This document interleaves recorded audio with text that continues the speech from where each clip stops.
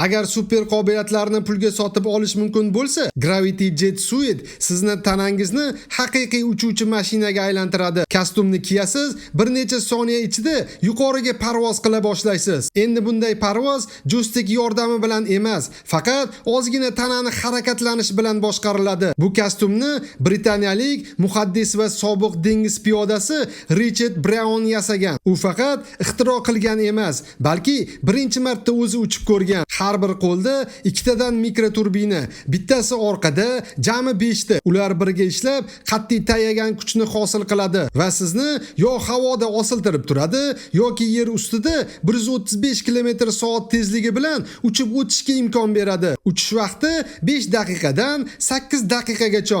Narxi taxminan $400,000. U Guinness rekordlarida dunyodagi eng tezkor individual uchish qurilmasi sifatida qayd etilgan. Britaniya tog'larida esa qutqaruvchilar allaqachon sinovdan o'tkazishmoqda. Chunki bu qurilma oddiy texnika bora olmaydigan joyga bir necha daqiqada yetib boradi. Endi savol, agar sizda shunday kostyum bo'lsa, birinchi bo'lib qayerga uchib borgan bo'lardingiz? Fikringizni kommentariyada yozib qoldiring.